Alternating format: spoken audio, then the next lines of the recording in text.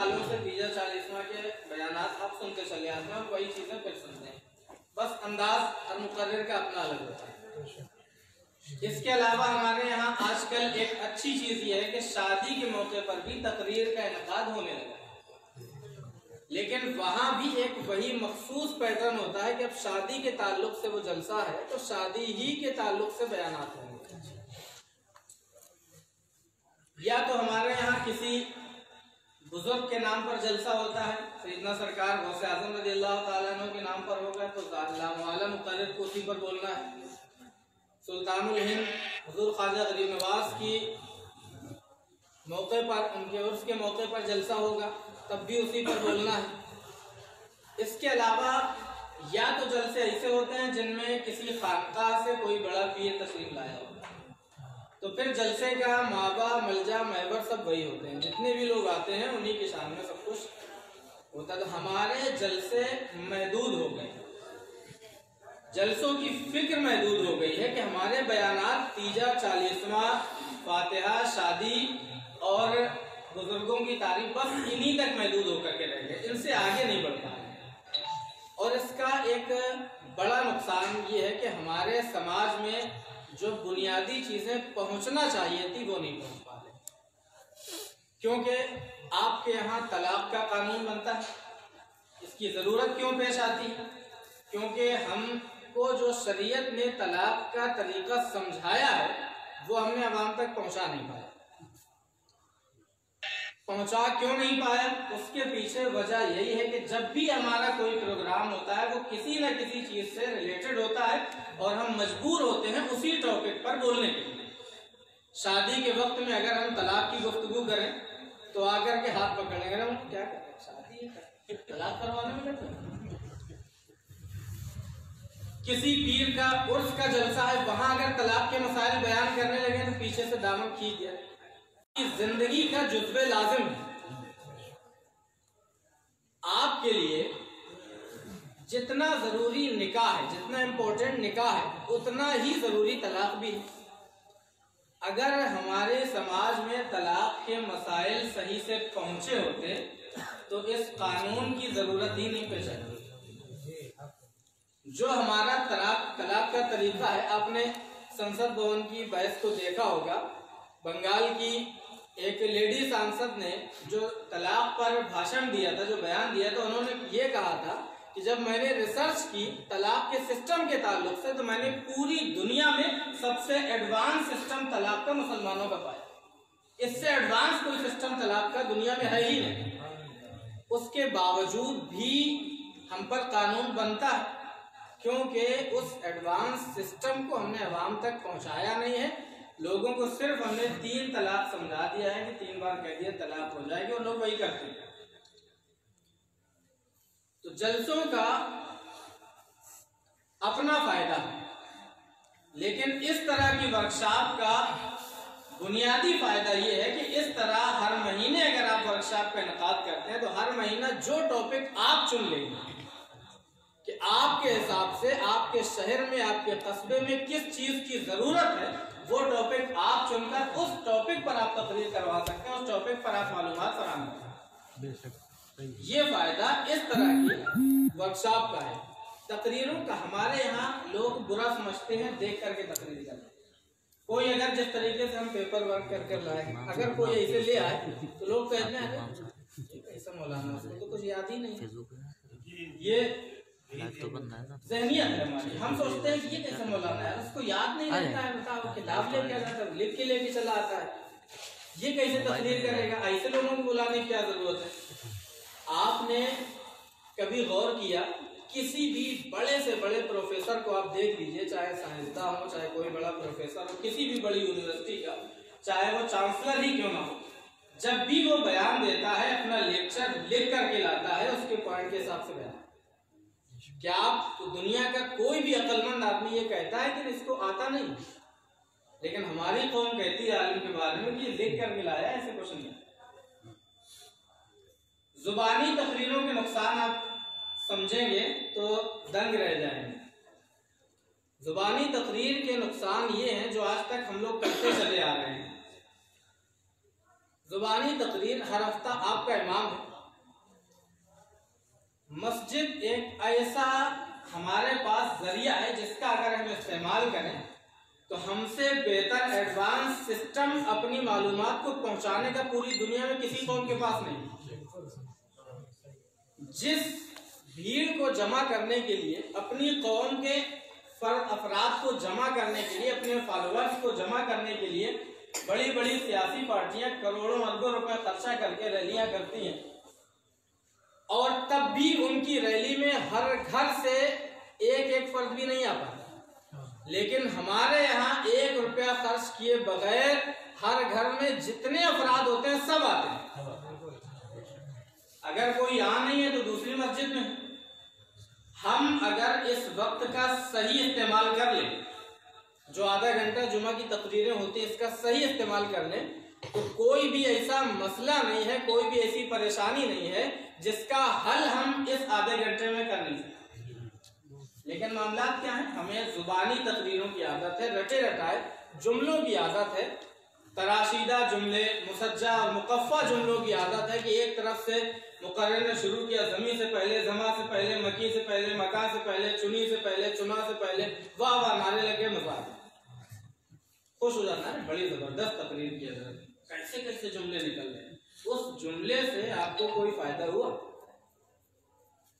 आपको नुकसान सिर्फ ये हुआ कि जुबानी तकरीर, आपके पास इमाम है, आपने इमाम रखा हुआ, हर हफ्ता उस इमाम के पास क्या इतना वक्त मिलता है कि वो आपके जो जरूरी अहादीस जो से तकरीर में अपनी बयान करना है, या जो जरूरी कुरान की आयात जिक्र करना है, अगर हाफिज नहीं है तो क्या वो याद करके बावाला बोल सकता है?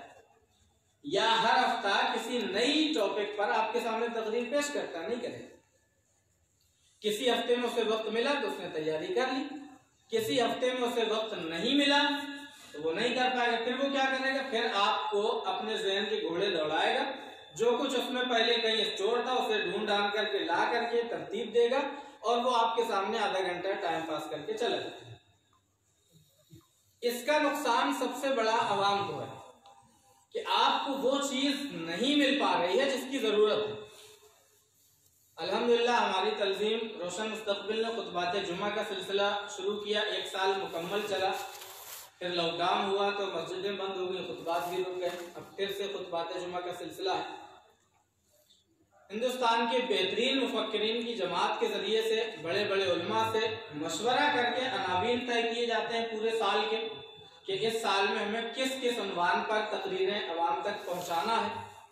और वो तकरीरें कई मरहलों से होकर के, पहले लिखने वाला लिखता है, फिर अहादीस की जांच करने वाला, चेक करने वाला अहादीस की सनदी हैसियत देखता है, और उसका ताल्लुक जो लिखने वाले ने बयान किया है वो दुरुस्त है या नहीं वो देखता है। कुरान की आयात तफसीर की रोशनी में देखते हैं कि सही है कि नहीं है, और उसके अलावा रुमूज़ औक़ाफ़ और दुनिया भर के जो तमाम लवाज़मात होते हैं उनको चेक करने के बाद फिर वो मंजर आम पर तकरीर आती है, आपके सामने पहुँचती है। और 12,000 से ज़्यादा पूरी दुनिया में उलमाए किराम हमारी तंजीम से बराह रास्त फ़ायदा उठाते हैं। इससे बड़ा मकसद ये हल होता है कि NRC वगैरह के टाइम पे हमारे जो 3 खुतबा लगातार NRC पर आए, उसकी इतनी मकबूलियत हुई कि लोगों ने प्रिंट करा के हैदराबाद या बेंगलोर, दिल्ली जैसे शहरों में बड़े पैमाने पर बांटे। मकसद क्या है? अवाम की सही वक्त में सही रहनुमाई। क्या उतने सारे जो कानून की पेचीदगियां थी वो कोई इमाम याद करके कितना बयान कर सकता है? ये उसी वक्त मुमकिन है जब वो पेपर वर्क करके आपके सामने आए। अगर आप अपनी मसाजिद में ये पोडियम रख देंगे ना तो आपके मसाइल हल हो जाए। इस तरीके की वर्कशॉप की जरूरत है मसाजिद में। ये ना सोचिए कि हमारा इमाम हमारे देख के तकरीर बोल रहा है तो उसे कम आता है, कम नहीं आता, बल्कि वो आपको आपकी जरूरत के मुताबिक बेहतर से बेहतर मवाद पहुंचाने की कोशिश करेगा, अगर ये चीज उसके सामने होगी।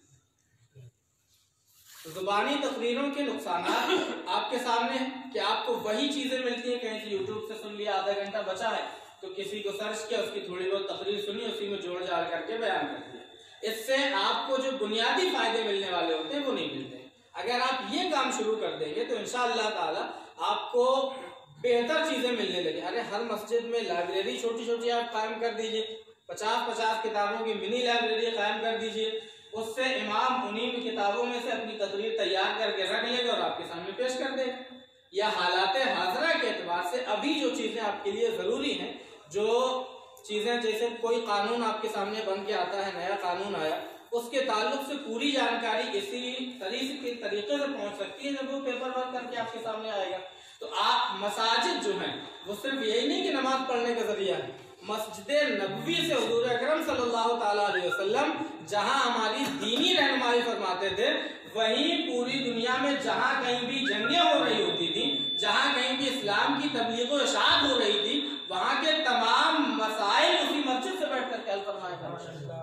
तो हम इन मसाजिद का इस्तेमाल, हम सोचते हैं सिर्फ ये नमाज पढ़ने के लिए रह गई, ये नमाज पढ़ने के लिए नहीं है, ये मस्जिद तुम्हारी पार्लियामेंट है। इनको अगर सही से इस्तेमाल कर लिया तो तुम्हारी जिंदगी भी कामयाब है, आखिरत भी। मसाजिद को सही से इस्तेमाल करें और अपने अम्मा को सही से इस्तेमाल करें, अम्मा को वक्त दें, अम्मा को अहमियत दें और अम्मा को काम करने की थोड़ी आज़ादी दें। हमारे यहाँ बड़ी शिकायत ये रहती है, हम जब भी इमामों से के साथ वर्कशॉप करते हैं, इमामों के साथ मिलते हैं, तो बड़ी शिकायत ये होती है कि उन्हें खुलकर काम करने का मौका नहीं मिलता है। जितनी वो तबलीग कर सकते हैं, जो काम कर सकते हैं, उस तरीके से उन्हें खुलकर काम करने का मौका नहीं मिलता। अगर आपका इमाम इस काबिल है कि वो आपकी कौम की रहनुमाई के लिए कोई काम कर सकता है, तो उसकी हर मुमकिन मदद करनी चाहिए आपको, तभी आपके लिए बेहतर से बेहतर प्लेटफॉर्म फराहम हो सकता है। ये तो थी इन वर्कशॉप के ताल्लुक से कुछ बुनियादी गुफ्तगू। इनका फायदा ये कि आप जिस टॉपिक पर चाहें, जो चीज आपको जरूरी महसूस हो रही है, उस चीज पर आप तैयारी करा के किसी को भी बुला करके आप एक किताब सुन सकते हैं, आप एक मकाला सुन सकते हैं उसका, और आप जरूरी और बुनियादी मालूमात आप अपने आप तक वहां पहुंचा सकते हैं। तो इस तरह की वर्कशॉप जो है ये अक्सर होनी चाहिए। तकरीरी प्रोग्राम जहां होते हैं, जो उनकी जगह है, जो उनके मकामात हैं, वहां जरूरी है वो होते रहेंगे। उनके अपने फायदे हैं, लेकिन इनके अपने फायदे हैं, इस तरह की वर्कशॉप के अपने फायदे हैं। और अलग अलग जगहों पर इन्होंने तो माशाअल्लाह यहाँ के अराकीन हज़रात और मुदर्रिसीन और जिम्मेदारान ने बड़ी कोशिश की है कि इन्होंने इरादा किया है कि हम हर महीने इस तरह की वर्कशॉप फराहम करेंगे। तो ये बड़ी अच्छी चीज़ है। अल्लाह ताला उन्हें इस्तिकामत अता फरमाए और उनके कामों में बरकतें अता फरमाए। और आप लोग भी बड़े खुशनसीब हैं कि आप लोग यहाँ पर हाजिर हुए हैं। एक चीज़ और है, हमारे यहाँ लेट बहुत होते हैं काम। अगर हम किसी जज माशाल्लाह यहाँ तो आप हजरात सही वक्त पर पहुँच गए हैं सब लोग, बड़ी खुशी की बात है, लेकिन आमतौर पर ऐसा देखने को नहीं मिलता है। हमारे जलसे का टाइम होता है ऐसा बाद, लोग 10 बजे तक जलसा गाह में पहुँचते हैं और उसके बाद जो जलसा 10 साढ़े 10 बजे खत्म हो जाना चाहिए वो जलसा जाके 1 बजे 2 बजे तक खत्म होता है, जिसके बुनियादी नुकसानात हैं उन पर कभी गुफ्तगू होगी इंशाल्लाह। लेकिन इस तरह की जो वर्कशॉप हो उनमें एहतियात ये हो कि 1 तकरीर या 2 तकरीर जो भी मुतय्यन हो, 1-1 घंटा की, आधा घंटा की, 45 मिनट की तकरीर हो और बिल्कुल वक्त की पाबंदी के साथ हो, क्योंकि इस्लाम हमें वक्त की पाबंदी का हर तरीके से एहसास दिलाता है। नमाज हमारी औकात और रोज़ा वक्त के साथ मुक़य्यद है और हमारे हर काम वक्त के साथ मुक़य्यद है और हम ही लोग बेवक्त हो चुके हैं। तो वक्त का खास ख्याल रखें। जब भी इस तरह की महफिल का इनेकाद किया जाए, अगर कहा जाए कि 8 बजे से 10 बजे तक की महफिल होगी, तो आप ये यकीन माने कि 8 बजे शुरू होकर 10 बजे खत्म हो जाएगी। चाहे जो टाइम पे आ जाए और वक्त पे महफिल खत्म हो जाए तो आपको भी परेशानी नहीं होगी और इंतजाम करने वालों को भी परेशानी नहीं होगी। इन चीजों का खास ख्याल ऐसी महफिलों में जरूरी होता है कि वक्त की सख्त पाबंदी हो, कि जिस वक्त शुरू करने का ऐलान है उस वक्त शुरू हो, जिस वक्त खत्म करने का ऐलान है उस वक्त में खत्म हो जाए। तो आइए अब मैं आता हूँ अपनी गुफ्तगू की तरफ कि आज हमारा जो गुफ्तगू का उन्वान दिया गया था वो है गुनाह जारिया सोशल मीडिया के जरिए से। गुनाह जारिया, ये शायद बहुत सारे लोग पहली बार सुन रहे होंगे ये लफ्ज़। सदक़े जारिया तो आपने बहुत सुना होगा, सदक़े जारिया बहुत सुनते हैं आप तकरीरों में। जब भी मैयत की तकरीरें होते हैं तो हम हदीस शरीफ सुनते हैं, इज़ा मातल इंसान इनक़ता अमलुहु इल्ला मिन सलास सदक़तुन जारियतुन औ इल्मुन युंतफ़अ बिही औ वलदुन सालिहुन यदऊ लहू, कि जब इंसान इस दुनिया से चला जाता है तो उसके तमाम अमाल मुनक़ते हो जाते हैं, मगर अगर उसने सदक़ा जारिया कर दिया है तो उसका सवाब मिलता रहता है, या ऐसा इल्म छोड़ा है मरने वाले ने जो उसके लिए फ़ायदा पहुंचाता रहे बाद में, या ऐसी नेक औलाद छोड़ी है, तो ये सदक़ा जारिया कहलाती है। सदक़ा जारिया का बड़ा वसी पैमाना है और उसके जरिए से किया जा सकता है। आज हम बात कर रहे हैं गुनाह जारिया की, जिस पर गुफ्तगू बहुत कम होती है। सदका जारिया के ही रास्ते से समझ में आएगा कि गुनाह जारिया क्या है। मिसाल के तौर पर आजकल खास तौर पर इसके बड़े सारे प्लेटफॉर्म तैयार हो गए, खास तौर पर ऐसी वेबसाइट्स जो शादी कराने के लिए काम आती हैं। जिस तरीके से कुछ वेबसाइट्स के नाम है टिंडर वगैरह है या शादी.com है, इस तरीके की जो वेबसाइट है ये बहुत बड़े गुनाह में मुलव्वस करती है। शादी ब्याह के लिए जो ऑनलाइन चैटिंग, ऑनलाइन मुलाकात और ऑनलाइन गुफ्तगू चैटिंग के तमाम जो ज़राए खोल देती हैं, ये बड़ी अजीब चीज़ है। इस तरह की वेबसाइटें कुछ मुस्लिमों ने भी बनाई, पता चला, कुछ खबर हुई। और जैसे व्हाट्सएप है, आजकल आपका फेसबुक है और टिकटॉक है, बैन हो गया, लेकिन उसके मुतबादिल कई एप्लीकेशन ऐसे आ गए हैं जो उसी का काम करते हैं। और फेसबुक ने भी वैसा ही एक ऑप्शन लॉन्च कर रखा है। तो इस तरीके से कई सारी ऐसी सोशल एप्लीकेशंस हैं जिनमें हम और आप दिन रात अपनी कभी फोटो डालते हैं, कभी वीडियो डालते हैं, कभी हमारे जहन में जो आता है वो हम लिख देते हैं। और कुछ लोग इखलाकी चीजें लिखते हैं, कुछ लोग गैर इखलाकी चीजें लिखते हैं। तो इखलाकी चीजें या शरई चीजें, दीनी चीजें, और उसी के मुकाबिल में गैर इखलाकी चीजें भी इसी में शामिल हो जाती हैं। अगर इस दौर में यह कहा जाए कि मोबाइल से बड़े फसाद होते हैं, मोबाइल इस्तेमाल ना किया जाए, तो शायद इसे दुनिया जहालत या बेवकूफ़ी का नाम देगी, जो है भी, क्योंकि जहां उसके नुकसानात हैं वही फवायद भी हैं। तो तरीका इस्तेमाल पर मुनहसर है कि आप कैसा इस्तेमाल करते हैं किसी चीज़ का। आप जायज़ तरीके पर भी इस्तेमाल कर सकते हैं, आप नाजायज़ तरीके पर भी इस्तेमाल।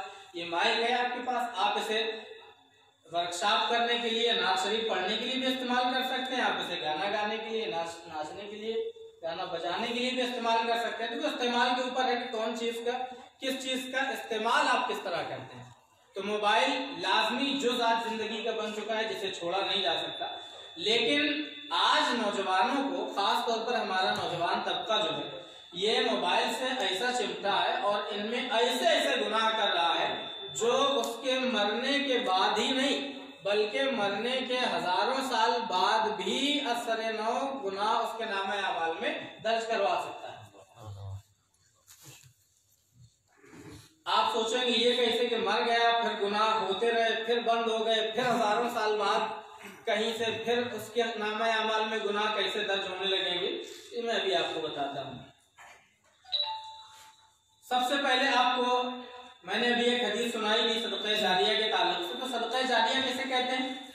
सदक़े जारिया की जब आप देखते हैं तो सदक़े जारिया में इस्तिमरार होता है। सदक़े जारिया में कोई काम ऐसा करते हैं जैसे आपने मस्जिद तामीर कर दी या मस्जिद की तामीर में मदद कर दी, तब सदक़े जारिया है आपकी। जब तक वो मस्जिद कायम रहेगी तब तक, या उस पर नमाज पढ़ी जाती रहेगी, उसमें तिलावत की जाती रहेगी, तब तक आपके नामे अमाल में उसका सवाब लिखा जाता रहेगा, चाहे आप दुनिया में हो या मिट्टी के नीचे दब चुके, आपके नामे अमाल में उसका सवाब लिखा जाता रहेगा।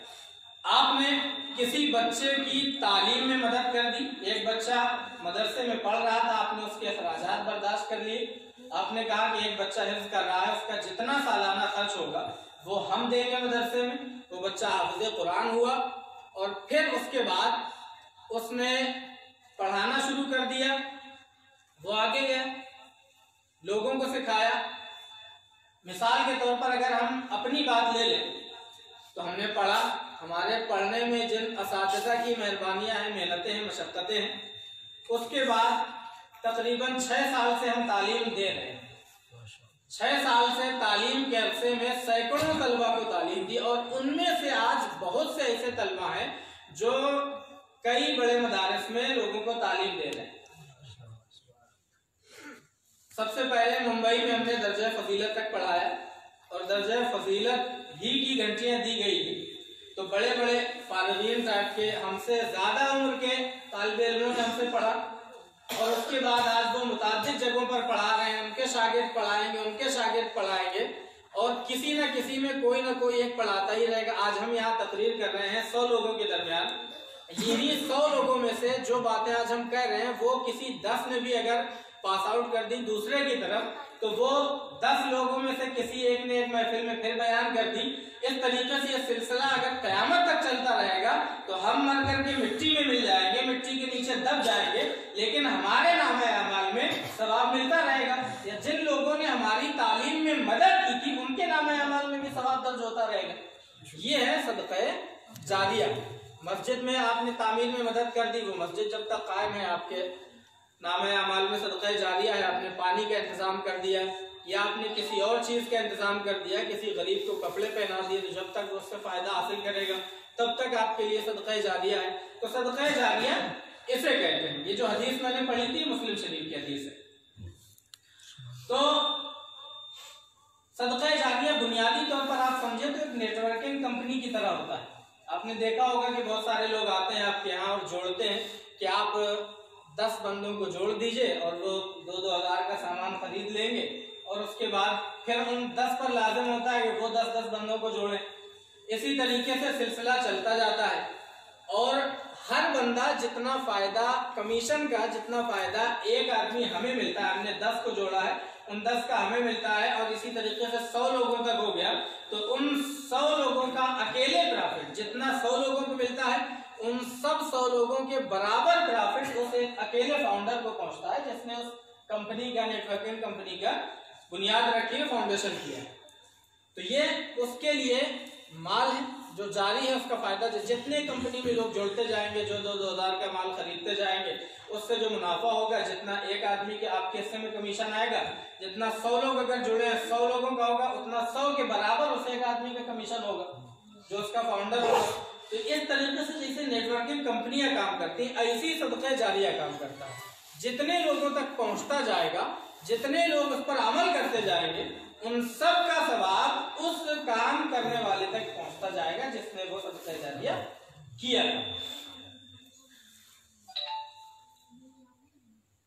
मस्जिद में जैसे पंखा लगा देते हैं, तालीम बच्चों की दे देते हैं, इसी तरीके से बहुत सारी चीजें। अब गुनाहे जारिया आप देखें, गुनाहे जारिया भी बिल्कुल इसी तरीके पर काम करता है।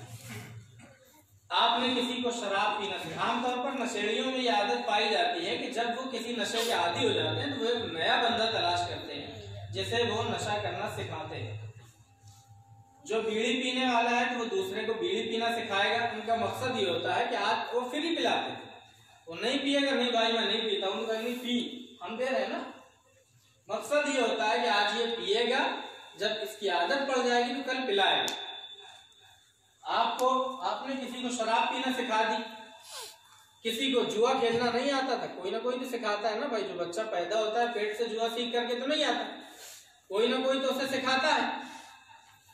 अब उसने उसको जुआ खेलना सिखा दिया, किसी ने शराब पीना सिखा दिया, किसी ने लड़कीबाजी सिखा दी, किसी ने कुछ और सिखा दिया, किसी ने जैसे इस तरीके की महफिलें ईजाद होती है ना नए साल में, जिसमें नाच भी होता है, गाना भी होता है, शराब भी होती है, जुआ भी होता है, जिना और बदकारियां भी होती हैं, जिसमें तमाम खुराफातें होती हैं। हमारे शहर में ऐसी महफिल कायम नहीं होती थी। एक साहब आए कहीं बाहर से बड़े मॉडर्न बनकर, उन्होंने कहा न्यू ईयर की पार्टी हम भी करेंगे, जैसे दिल्ली में होती है ना क्लब में, वैसी हम करेंगे। एक जगह उसने ऑर्गेनाइज कर दी पार्टी। अब 4 लोगों ने देखा कि ये पार्टी ऑर्गेनाइज की गई, बड़ा मजा आया उसमें। वहां शराब भी चल रही थी, कबाब भी चल रहा था, शबाब भी चल रहा था, सब कुछ आम था। और दूसरे लोगों ने उस तरह की महफिलें ईजाद करना शुरू कर दी। तो जितनी महफिलें ईजाद होती जाएंगी, सबका गुनाह उस पर होगा जिसने पहली बार महफिल ईजाद की। पहले आपसे उनका कोई ताल्लुक ना हो, आपकी महफिल से इंस्पायर होकर, आपकी तकरीब से इंस्पायर होकर उसने अगर तकरीब का क़याम किया है तो उसमें जितने लोग शामिल होंगे और जितनी बदकारियां करेंगे, जितने गुनाह करेंगे, उन सारे गुनाहों का अजाब जितना उनको मिलेगा, उन सब के बराबर एक साथ जमा की जाए, वो इस ईजाद करने वाले को मिलेगा जिसने पहले इसे महफिल कायम की। तो ये है गुनाह जारिया, जुआ खेलना। इसी तरीके से बहुत सारी चीजें आप ले सकते हैं। अब आप आइए सोशल मीडिया पर। आप व्हाट्सएप चलाते हैं, हर बंदा चलाता है, छोटा बच्चा भी चलाता है, बड़ा आदमी भी चलाता है। फेसबुक चलाते हैं, आपके पास एक फहिश फोटो, गंदी फोटो आई कहीं से या इंटरनेट से आपने डाउनलोड करा और आपने हंसी मजाक में, हम नौजवान को खास तौर पर मुखातिब कर रहा हूँ, नौजवान लोगों आप सोचो कि इसका नतीजा कहाँ तक हो। वो फोटो आपने अपने एक दोस्त को भेजी, सिर्फ एक आदमी को भेजी, एक दोस्त को आपने मजे लेने के लिए, जिससे आप बहुत क्लोज हैं, बहुत खुल के हर तरीके की बातें कर लेते हैं, वो फहश और गंदी फोटो आपने अपने उस दोस्त को भेज दी। अब उसने सोचा उसके पास कोई ग्रुप मौजूद था जिसमें 200-250 लोग मौजूद थे, उसने वो फोटो उठाई और उस ग्रुप में पोस्ट किया और उस ग्रुप के अगर 10 ही अफराद ने वो फोटो अलग अलग ग्रुप में पोस्ट कर दी और ये सिलसिला चल पड़ा।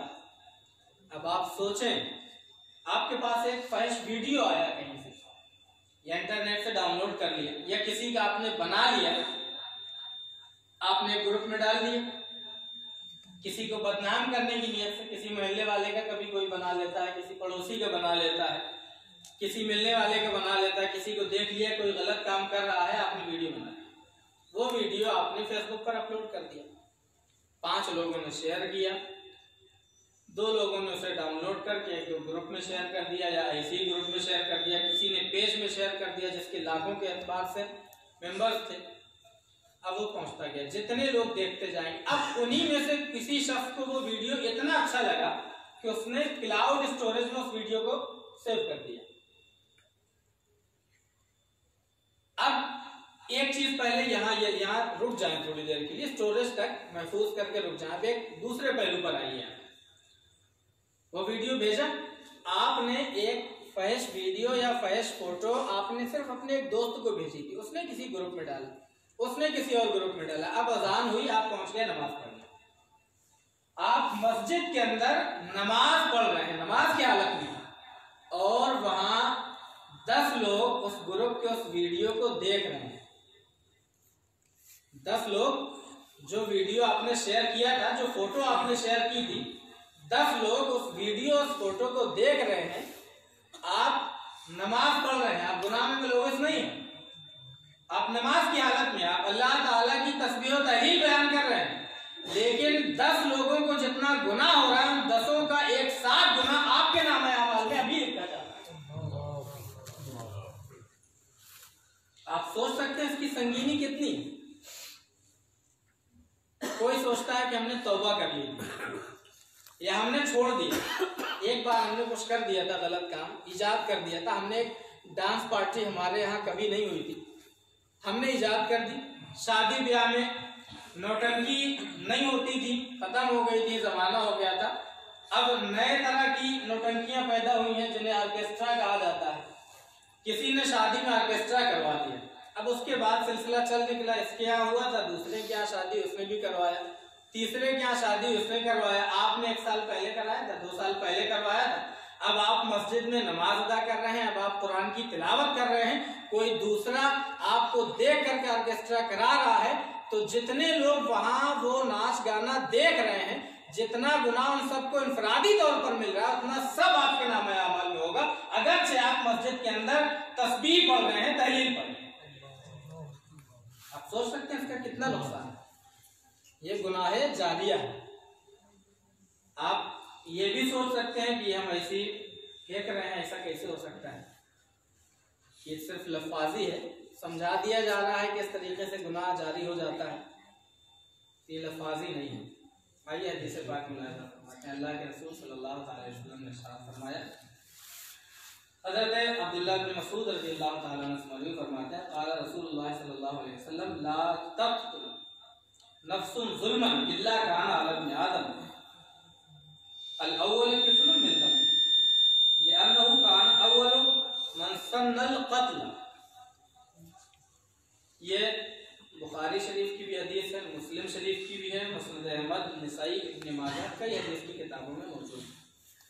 अब इसका माना आप देखें, इब्तिदाए इस्लाम का ज़माना था, हज़रत आदम अलैहिस्सलाम के बाद इंसानी नस्ल की इब्तिदा हुई थी, और उस वक्त हज़रत आदम अलैहिस्सलाम बाहयात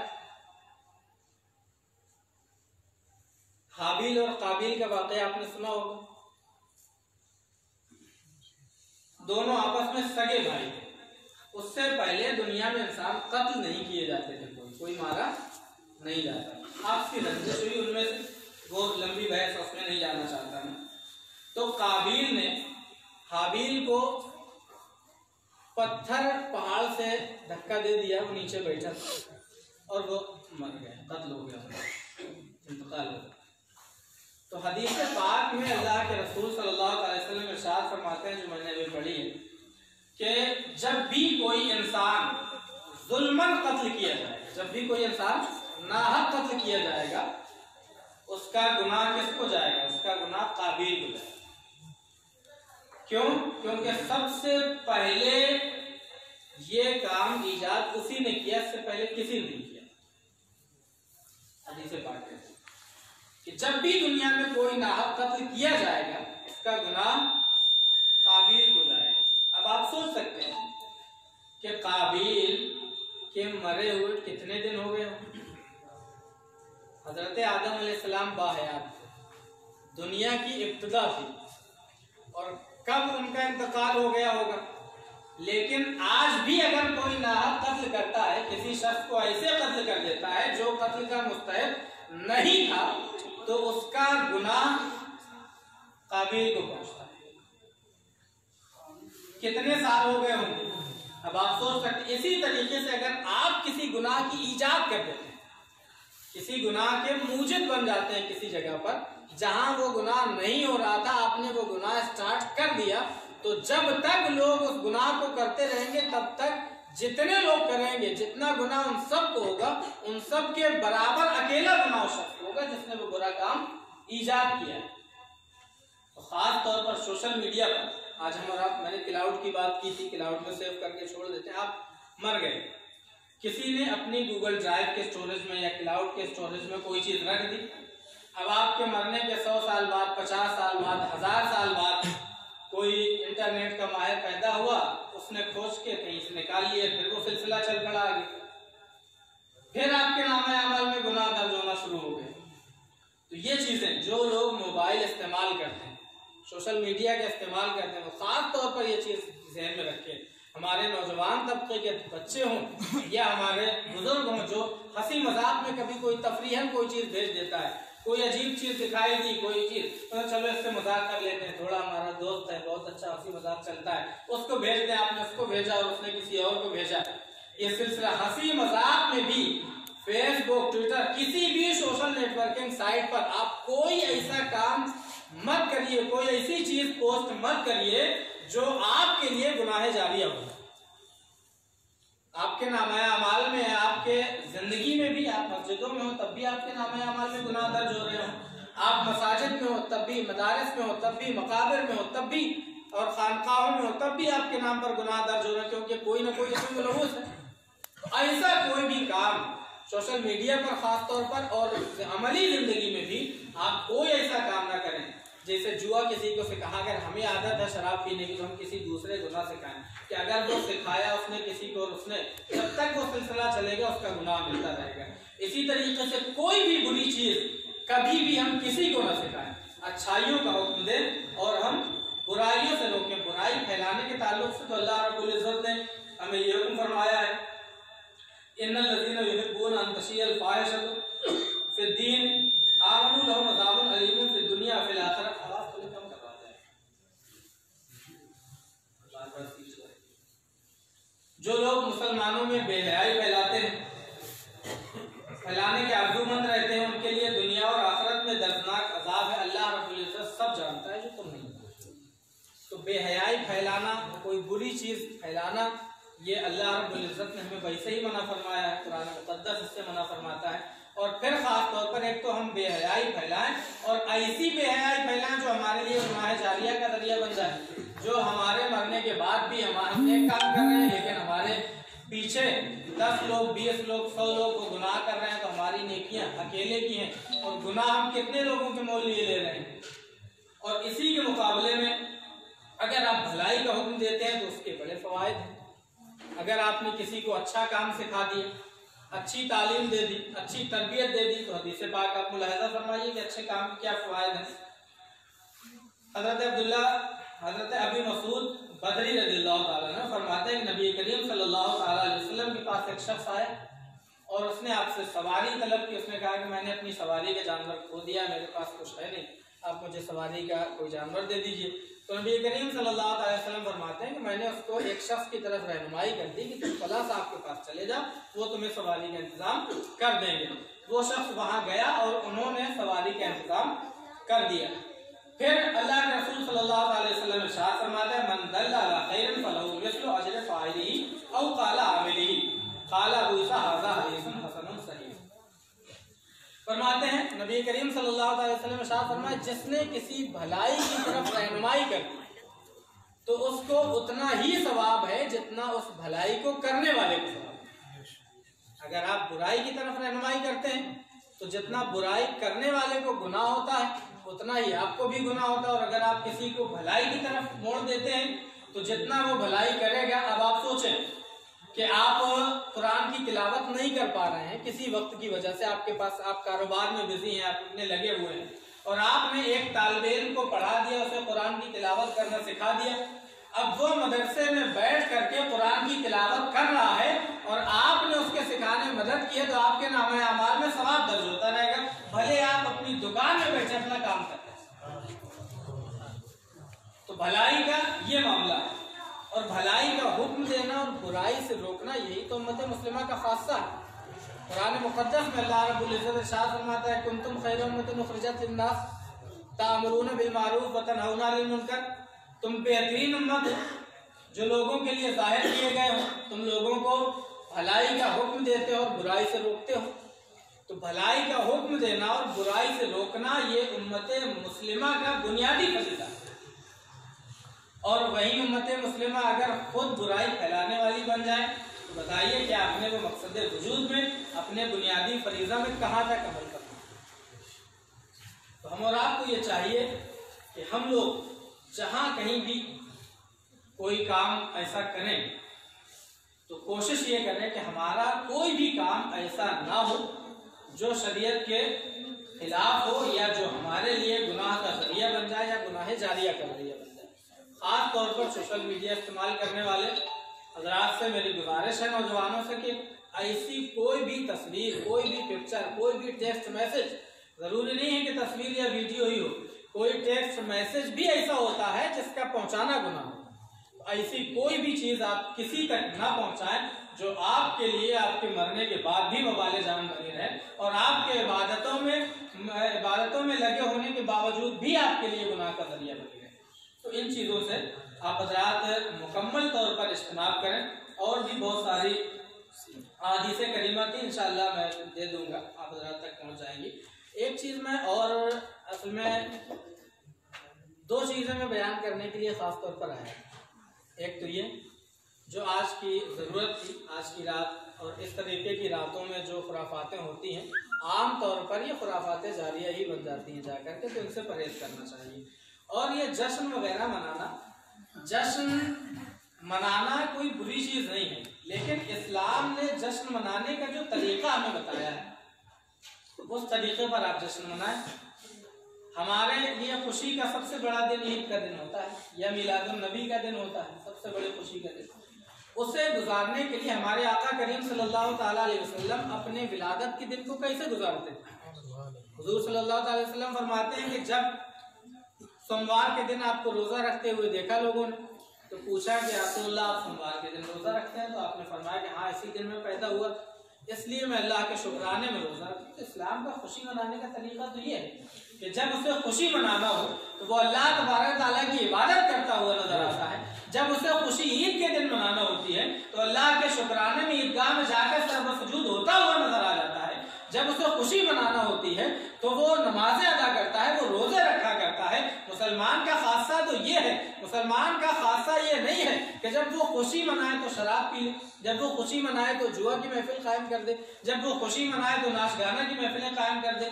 ये इस्लाम का ना तो तरीका है और ना ही इस्लाम का पैगाम है, बल्कि ये सरासर इस्लाम मुखालिफ है। और अगर ये आपके लिए गुनाह जारिया बन गए तो आप समझ सकते हैं कितना नुकसान हो जाएगा। लिहाजा ऐसी कोई भी महफिल कभी भी मुनक़िद ना करें जो आपके लिए गुनाह जारिया बनने का जरिया हो। पहुंचाना हमारा काम है, अमल करना आपका काम है।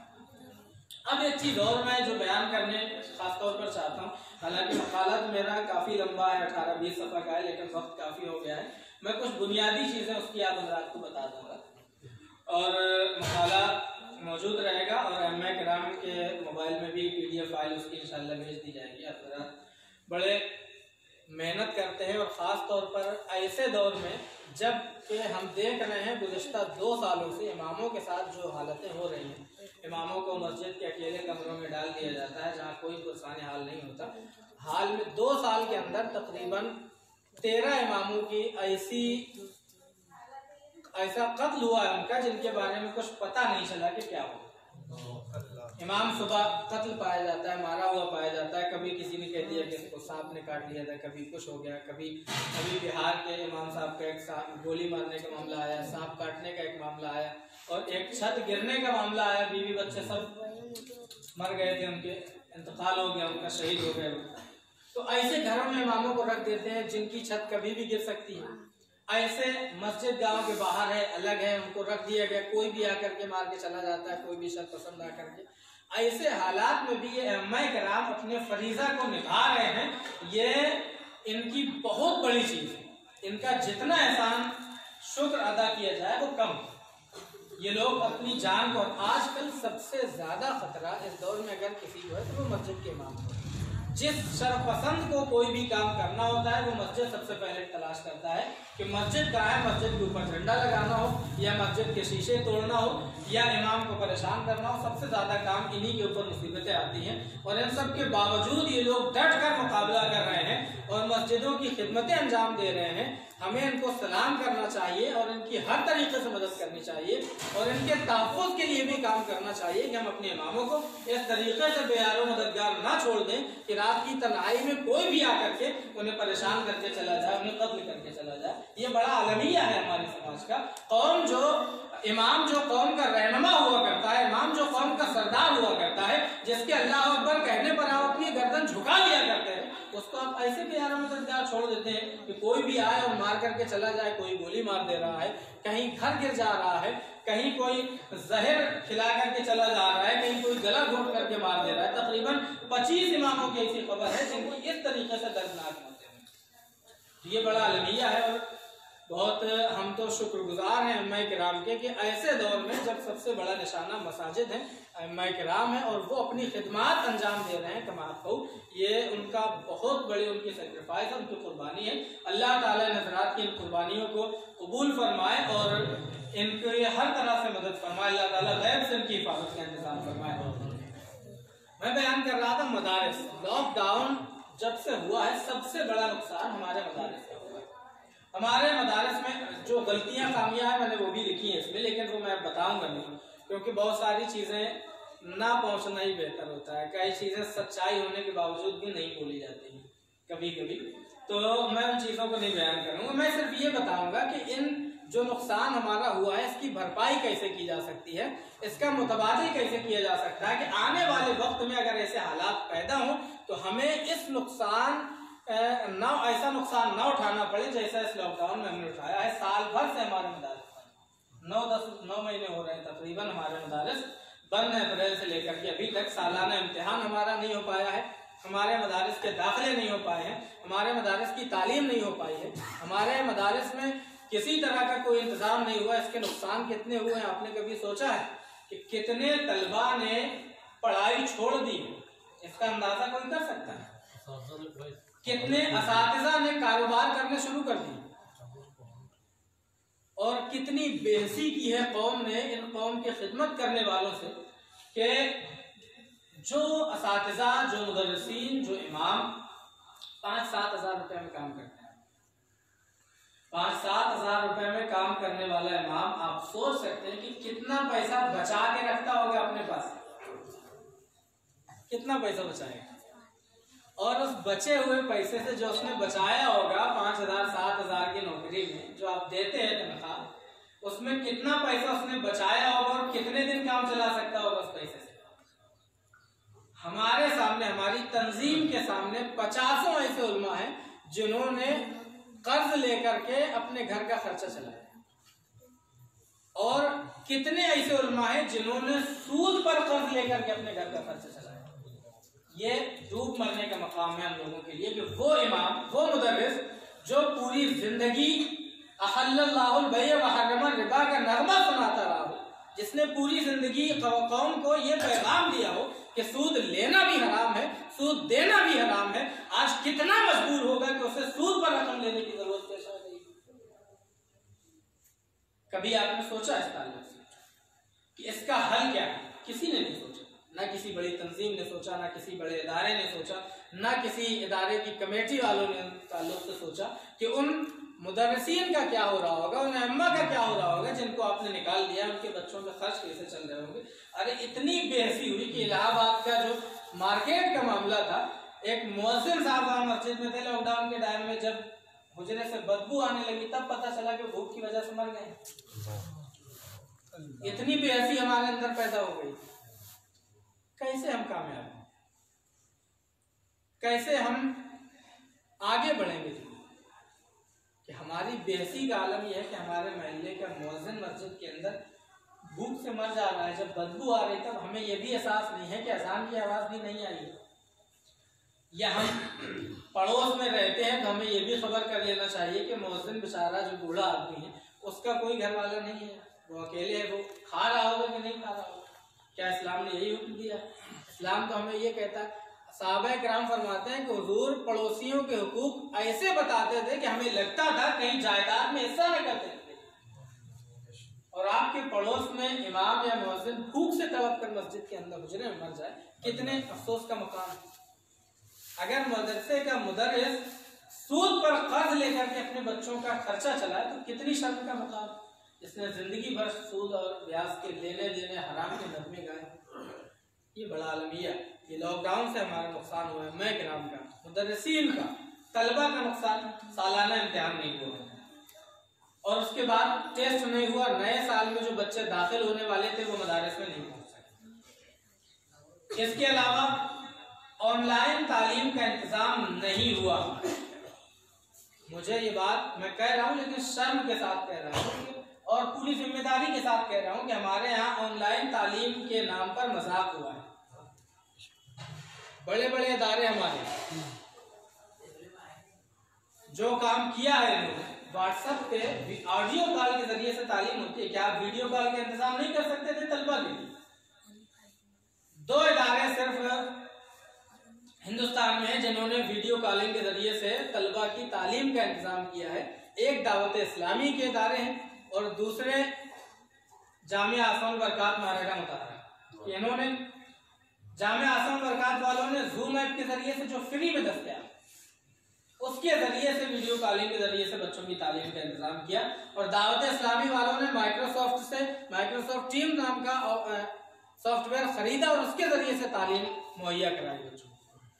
तो अगर हमारी कमेटियों के अंदर, हमारे मदरसे के जिम्मेदारों के अंदर थोड़ी सी भी ख्वाहिश होती ना कि इन बच्चों का वक्त जाया ना हो, इन बच्चों की जो साल खराब हो रहा है, इनका टाइम खराब हो रहा है, इनकी तालीम नहीं हो पा रही है, अगर इसका जर्रा बराबर भी ख्याल होता तो कम से कम फ्री में अवेलेबल जूम ऐप से ही तालीम का इंतजाम करवा देते। ना सारे बच्चे सही जिनके घरों में एंड्रॉइड फोन होता, कम से कम वो तो तालीम से इस तरीके से महरूम ना होते। लेकिन हमने नहीं की। ये हमारी फिक्री जुबूहाली है कि हम फिक्री तौर पर इतने बेहस हो गए हैं कि हमें खबर ही नहीं है कि अगर कौम के बच्चे 1 साल बैठ जाएंगे तो पूरी कौम पीछे चली जाएगी। इसका हमें एहसास ही नहीं। तो हमें ये सोचना चाहिए। हमें इसकी बुनियादी वजह एक ये भी रही, जहां ये है कि हमने बेहसी का इज़हार किया है, वहीं हमारी मजबूरी भी रही है कि हमने मदारिस को सिर्फ दीनी तालीम की आमाजगाह बना दिया और उनको टेक्नोलॉजी से नहीं जोड़ा। हमारे यहाँ मदारिस में ऐसे लैब मौजूद नहीं है जहां से बैठ कर के असातिज़ा पढ़ा सके। इसके पीछे कई वजह है। कुछ मदरसे वालों के पास पैसा होते हुए बड़े बड़े मदारिस थे जिनके पास फंड मौजूद था, लेकिन उन्होंने कई इस वजह से पढ़ाने को तरजीह नहीं दी कि कहीं मुदर्रिसीन की तनख्वाह देना पड़ जाएगी, मौका मिल गया चलो खा जाओ, न दी जाए। इस वजह से बेहसी है तो नहीं तो और क्या। उन्हें यह फिक्र नहीं हुई कि कितने तलबा जो जिनके घर वाले पेट काट करके उनको पढ़ा रहे थे, अब वो तलबा बड़े बड़े हैं, वो घर में बैठ करके माँ बाप का बोझ नहीं बनेंगे। वो जब घर में जाएंगे तो देखेंगे अपने माँ बाप की हालत कि वो किस तरह से पढ़ा रहे हैं, तो यकीनन उनके साथ काम में लग जाएंगे। और कितने तलबा हमारे सामने ऐसे हमारी निगाहों के सामने हैं जो रिक्शा चला रहे, ई रिक्शा चला रहे हैं, कुछ ऑटो रिक्शा चला रहे हैं, कुछ मुहर्रम की ठिलियों में काम कर रहे हैं। काफी साहब का इंतकाल भी हुआ था मुहर्रम की ट्राली में दब करके, वो बेचारे कभी काम किया नहीं, मदरसा मस्जिद बंद हो गई, उनको निकाल दिया गया, कहा कि अब हम नहीं रख पाएंगे, तो बेचारे कोई काम नहीं मिला। जब कुछ आता नहीं है उसके अलावा तो क्या करेंगे, वो मुहर्रम की ट्राली में बालू खदान से मुहर्रम भर के आने लगे, ट्राली के नीचे दब करके उनका इंतकाल हुआ। कितने अफसोस का मकाम होगा। और कितने लोगों ने तालीम छोड़ दी। अब आप सोचिए कि जो बच्चा पैसा कमाने लगा जाकर के, जो रिक्शा चलाने लगा, कितने बच्चे ऐसे हैं जो मैकेनिकों की दुकानों में हमारी नजरों के सामने, हमारी तंजीम के एनालाइज के मुताबिक तकरीबन 1000 से ज्यादा बच्चों तक जहां हमारी पहुंच है वो जाकर के काम में लग गए। जो बच्चे काम में लग गए वो दोबारा तालीम की तरफ आ पाएंगे। जो असातिज़ा तनख्वाहें ना मिलने की वजह से, ये फकीर भी इसी में शामिल है, तकरीबन फरवरी से तनख्वाह नहीं मिली। ऐसी हालत में अइम्मा-ए किराम अगर किसी कारोबार की तरफ उलमाए किराम चले गए तो बताइए कारोबार में कितना मुनाफा होता है। कई लोग हमारे सामने जिन्होंने टोपी की दुकानें कर ली, किसी ने इत्र की, किसी ने किताबों की, किसी ने कपड़ों की, बहुत सारे उलमा ने बड़े पैमाने पर कपड़ों की दुकानें कर ली। और उनका कहना यह है कि हम 15 से 20 हजार रुपया महीना कमा रहे हैं। आप देते थे 7000, आप फिर दोबारा 7000 ही देंगे। अब जो 7000 में अपना काम चला लेता था और किसी दूसरी जगह नहीं जाता था, अब उसे 20,000 की आदत पड़ गई है, वो कमाने लगा तो 7000 में दोबारा आएगा। इसके जरिए से हमने कितने काबिल उलमा खो दिए अपनी दरसगाहों से, अपनी मस्जिदों से, इसका एहसास है नहीं? कितने काबिल उलमा जो कौम की फिक्री तौर पर तकदीर बदल सकते थे, उनके साथ हमने यह हाल कर दिया, उन्हें हमने अपने हाथ से खो दिया। जो नायाब हीरे थे कौम के। हमारे यहाँ बुनियादी कमियां क्या है, इसके पीछे रीजन क्या है? सबसे पहली वजह कि हमने टेक्नोलॉजी को मदरसों से दूर रखा। हमने तालीम को 2 हिस्सों में बांट दिया, एक दीनी तालीम और एक दुनियावी तालीम। हालांकि तालीम इस्लाम का बुनियादी मकसद है। तालीम कोई भी हो, दीनी तालीम, दुनियावी तालीम कुछ नहीं होती, तालीम तालीम होती है। हमने बांट दिया और एक खाई पैदा कर दी। इसका खामियाजा कौम को बड़े पैमाने पर भुगतना हो रहा है, लेकिन एहसास नहीं है किसी को। दुनियावी तालीम हम मदरसों में कहते हैं, दीनी तालीम में यहाँ हमारे यहाँ टेक्नोलॉजी से कोई ताल्लुक नहीं होगा। इसको साइंस नहीं आएगा, इसको मैथ नहीं आएगा, इसको हिंदी नहीं आएगी, इसको अंग्रेजी नहीं आएगी, इसको दीगर समाजियाती उलूम, सियासी उलूम कुछ नहीं आएंगे। ये सिर्फ अलिफ बे पढ़ा सकता है या फाला फाला की गर्दानें रटा सकता है या फतवा दे सकता है, बस इतना इसको रहा। और जो स्कूल में पढ़ रहा है वो साइंस टेक्नोलॉजी में तो माहिर होगा, लेकिन दीन के इल्म से कोरा होगा। अब इन दोनों जनरेशनों के दरमियान, दोनों तबकों के दरमियान बीच में इतनी बड़ी खाई है कि ना ये इसको हजम करना चाहता है, ना ये इसको हजम करना चाहता है। क्योंकि वो सोचता है कि मैं आलिम हूँ, वो सोचता है कि मैं इंजीनियर हूँ, मैं डॉक्टर हूँ, मैं क्यों उसके आगे जाऊँ। अगर हम इसी तालीम का कॉम्बिनेशन पैदा कर दें, अगर एक ही शख्स के अंदर दोनों चीजें पैदा हो जाएं, जैसे आज अल्हम्दुलिल्लाह अशरफिया ने वो मिजाज दिया है तलबा के अंदर कि वो जामिया अशरफिया से फारिग होने के बाद यूनिवर्सिटियों में जाकर के कुछ वकालत भी कर रहे हैं, कुछ पीएचडी भी कर रहे हैं और कुछ जर्नलिज्म में भी पहुंच गए हैं। जब वो लोग काम करते हैं तब देखने में मजा आता है कि हाँ कितने बड़े पैमाने पर काम हो रहा है। अभी मौलाना अब्दुल बारी साहब का इंटरव्यू देखा होगा आप लोगों ने, कितनी शानदार तरीके से मदरसों का दिफा किया कि जितनी बुरी तरीके से मदरसों पर हमला किया जा रहा था और इतना शानदार जवाब दिया कि सारे एंकरों को उन्होंने खामोश कर दिए। तो अगर दोनों तालीम हमारे अंदर होती तो आज ना ये सियासी सुबहाली होती। आज हम सियासी प्लेटफॉर्म पर कुछ नहीं है क्योंकि हमने सियासत को छोड़ दिया है। भाई ये शजर ममनुआ है, इसको मत छुओ, नहीं तो सब तबाह हो जाएगा, बर्बाद हो जाएगा। अगर कोई आलिम सियासत में आ जाए, चौपट हो गया, उसका इल्म खत्म हो गया है, वो बेकार है, ये करेगा वो करेगा। दुनिया में जिंदगी गुजारने के लिए जितना अहम रोटी है उतनी ही अहम सियासत है। सियासत के बगैर आप कुछ नहीं कर सकते। आप सोचते हैं कि हम सिर्फ ऐसे ही गुजर जाएंगे, काम हो जाएगा। अगर आपके अंदर सियासत नहीं होगी तो आपके खिलाफ CAA का कानून भी पास होगा, आपके अंदर अगर मेजॉरिटी पार्लियामेंट में नहीं होगी तो आपके खिलाफ ट्रिपल तलाक का कानून भी पास हो जाएगा। आपके खिलाफ अगर सांसद या आपके खिलाफ वो मौजूदा सांसद नहीं होंगे तो आपके लिए लव जिहाद का विधायक नहीं होंगे तो लव जिहाद का कानून भी आपके खिलाफ पास हो जाएगा। या आप सोचते हैं कि सियासत से क्या होता है, सियासत से हमें क्या लेना देना। हमारे जलसों में लिख दिया जाता है सियासत हाजरा से कोई ताल्लुक नहीं होगा। अरे भाई, समाज में जिंदा हो कि नहीं हो?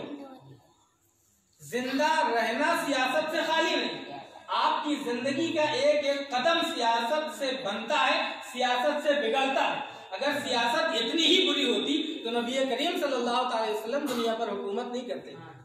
अगर इतनी ही बुरी होती तो मस्जिद नबी में बैठ करके हजरत सिद्दीक अकबर सियासी फैसले नहीं करते। अगर सियासत इतनी ही बुरी होती जितनी हमने समझ लिया है तो हजरत फारूक आजम 1 लाख मुरब्बा मील के मालिक नहीं होते, फातेह नहीं होते। अगर इतनी ही बुरी सियासत होती तो आज पूरी दुनिया में जो इस्लाम का डंका बजा है नहीं बज रहा होता। सियासत शजरे ममनुआ नहीं है, सियासत जिंदगी की जरूरत है, इसके बगैर कुछ नहीं होने वाला। हमारे हमने अजीब हाल पैदा कर लिया, एक खाई पैदा कर दी है तालीमात के दरमियान कि ये दुनियावी तालीम है, ये दीनी तालीम है। जबकि आज के दौर में आप टेक्नोलॉजी के बगैर आगे बढ़ सकते हैं, आप सियासत के बगैर आगे बढ़ सकते हैं, आप मैथ और साइंस के बगैर आगे बढ़ सकते हैं। नहीं बढ़ सकते तो भाई आप क्यों नहीं करते? गवर्नमेंट 2018 से SPQM के तहत स्कीम लाई थी जिसके जरिए से 3 टीचर उन मदारिस को दिए जा रहे थे जो मदारिस इमदाद याफ्ता है या एडेड है। एडेड वालों को तो मिल ही रहा है, जो इमदाद याफ्ता है उनको भी इस स्कीम के तहत साइंस और मैथ के टीचर 3 टीचरों की तनख्वाह दी जा रही थी। कहाँ है वो तालीम? हमने कितना मिसयूज किया। अगर वो 2008 से पढ़ा रहे होते तो आज हमारे पास कई ऐसी लोग मौजूद होते जो अब्दुल बारी की तरह, अब्दुल बारी साहब की तरह दुनिया तमाम लोगों को जवाब दे रहे होते, लेकिन हमने उसका इस्तेमाल ही नहीं किया, बेहसी में अपनी गवा दी।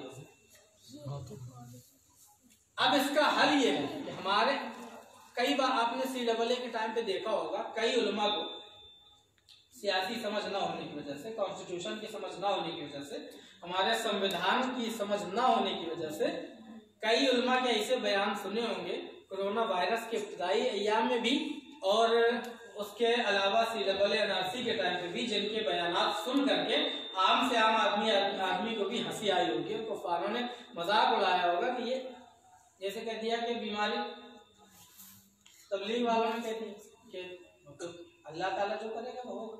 ये आपका अकीदा है ना, सामने वाला नहीं मानता। ये आपको यही नहीं मालूम कि आपको कहाँ कौन सी बात कहना है। हम ये बात अपने लोगों में कह सकते हैं क्योंकि हमारे लोगों का ये अकीदा है, हमारा कुरान ये कहता है, हम ये मानते हैं कि जो भी होता है अल्लाह की मर्जी से ही होता है, अल्लाह की मर्जी के बगैर पत्ता भी नहीं हिलता।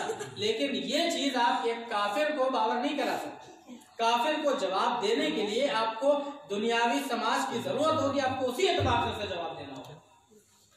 तो वो हमारे अंदर न, क्योंकि हमने दीनी और दुनियावी उलूम की खाई पैदा कर दी, समाज से काट दिया उलमा को।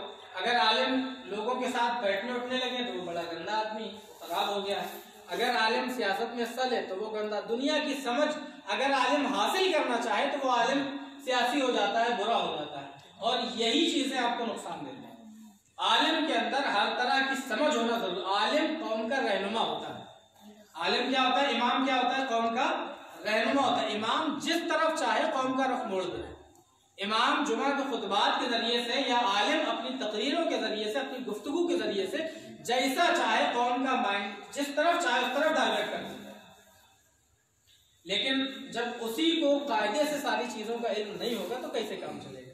आप मदारिस में जिस तरीके से हमारे मदारिस को ये करना चाहिए, हम उम्मीद करते हैं कि हमारे नौजवान उलमा और अम्मा किराम जो है इस बात को सीरियसली लेंगे कि जो भी मदारिस आप कायम करें, जहां भी करें, आप सिर्फ इतना करें। पूरा संविधान पढ़ाने की जरूरत नहीं, मैं नहीं कहता हूं कि आप पूरा संविधान पढ़ाएं, लेकिन जहां पर इजहार आजादी राय के कवानीन है, जहां पर अपने हुकूक की, मुस्लिम पर्सनल लॉ की या बहुत सारे जो मामला हैं, इन सारे कानून का मदरसों के निसाब में दाखिल होना जरूरी है, ताकि वो बोलने से पहले आदमी जानता हो कि हमें कहाँ बोलना है और क्या बोलना है, ताकि वो फंसे ना, मजाक का बायस ना बने और इस्लामी दायरे में रहते हुए अपनी बात कह सके और वो जाने कि हमारे हुकूक कैसे होते हैं। आज हमारे केस मदारिस के केस होते हैं, मसाजिद के केस होते हैं, कपिल सिब्बल तलाक का केस लड़ जाता है। कितनी शर्म की बात है, जहां 35 करोड़ मुसलमान जिस मुल्क में रहते हो उस मुल्क में 3 तलाक का केस एक आलिम नहीं लड़ता है, बल्कि ट्रिपल सिंपल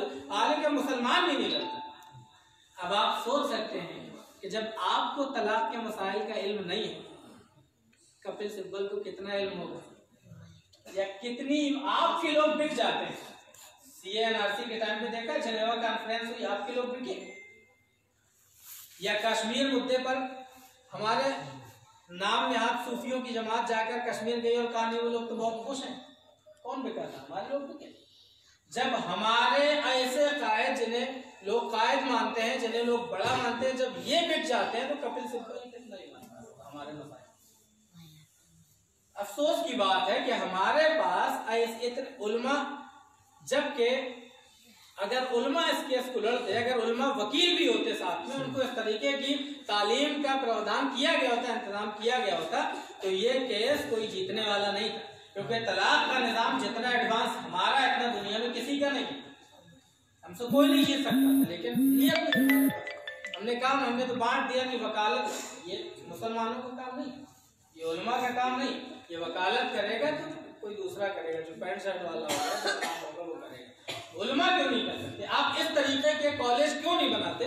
आप हर गली में मदरसा खोलने के लिए तैयार हैं, हर गली में, हर घर में, हर महल्ले में मदरसा खुलता चला जा रहा है, कौम का चंदा हो रहा है और वो जाय हो रहा है। आप ये क्यों नहीं कर सकते कि आप हर महल्ले में एक मकतब खोल दें और उस मकतब की एक सिलेबस के एतबार से तालीम दे दें, और उस मकतब एक शहर में सिर्फ एक मदरसा हो रिहायशी, जहां इन मकतब से निकलने वाले बच्चे वहां पहुंचे, वहां तालीम हासिल करें और उन्हें हर तरह की तालीम मुहैया कराई जाए। ऐसा क्यों नहीं कर सकते? कौम का पैसा भी फजूल खर्च होने से बच जाएगा और सही तालीम और सही डायरेक्शन में खर्च होगा। हम ये कर सकते हैं, लेकिन हम नहीं कर रहे। अब हमें ये करना होगा, क्योंकि जितना नुकसान हमने अभी झेला है, इससे ज्यादा नुकसान बर्दाश्त करने की, हालांकि ये भी नुकसान बर्दाश्त करने की हालत में हम नहीं है, लेकिन इससे ज्यादा अगर और नुकसान हमने बर्दाश्त करने की कोशिश की तो तबाह हो जाएगा मामला, हम मिट जाएंगे सफाई हस्ती से। हमें कोशिश ये करनी होगी कि हमें अपनी तालीम की आमाजगाहों को सुधारना होगा, हमें अपने मकतबों को एक मकसद के तहत लेकर चलना होगा, मकतबों का सिलेबस बनाना होगा, उनका एक मिशन के एतबार से उन्हें तैयार करना होगा कि यहाँ क्या होगा। हमारे यहाँ मदारिस खोले जाते हैं, इतने मदारिस खोलने की क्या जरूरत थी कि आप जनता, आपके बच्चे आज तालीम हासिल नहीं कर पा रहे। आपने देखा स्कूल की तालीम, स्कूल वाले एग्जाम दे रहे हैं कि नहीं दे रहे हैं? स्कूलों में आपके बच्चे भी पढ़ते हैं, इम्तिहान देने जाते हैं कि नहीं जाते? एग्जाम हुए, सालाना हुए, शशमाही 6 महीने के इम्तिहान हुए, आपके मंथली भी टेस्ट हो रहे हैं, सब कुछ हो रहा है, तिमाही टेस्ट हो रहे हैं। मदरसों में क्यों नहीं हो पाए? आखिर बड़े मदरसे क्यों बंद हैं? क्योंकि वो प्री प्लान तैयार नहीं किए गए हैं, बस ऐसे ही उगते गए। अगर इनको प्लान किया जाए और इनको सही तरीके से इस्तेमाल किया जाए, अगर हम मदरसे भी स्कूल टाइप में ले आए, हमारे यहाँ जो मदरसा होता है वही दरस निज़ामी कायम कर देता है, वही हिफ्ज़ पढ़ा रहा है। जिसको देखो, बस्ती में 4 मदरसा है, चारों में दरस निज़ामी कायम है, चारों में मकतब कायम है, चारों में हिफ्ज़ क्लास कायम है। भाई ऐसा क्यों? हम ये नहीं कर सकते कि जिस तरीके से प्राइमरी तक स्कूल होता है तो उससे ऊपर की तालीम नहीं दे सकता, जो उससे नीचे का, उससे इंटर कॉलेज या हाई स्कूल तक का होता है वो उससे ऊपर की तालीम नहीं दे सकता, जो डिग्री कॉलेज होते हैं वो उससे नीचे की तालीम नहीं दे सकते, जो यूनिवर्सिटियां होती है वो उससे नीचे की तालीम नहीं दे सकती। इससे एक निजाम बना रहता है कि बच्चा अब कहाँ जाएगा, अब क्या करेगा। हमारे यहाँ मारकाट होती है, तुम हमारे यहाँ बच्चे आ जाओ, हमारे यहाँ कम है, हमारे यहाँ आ जाओ।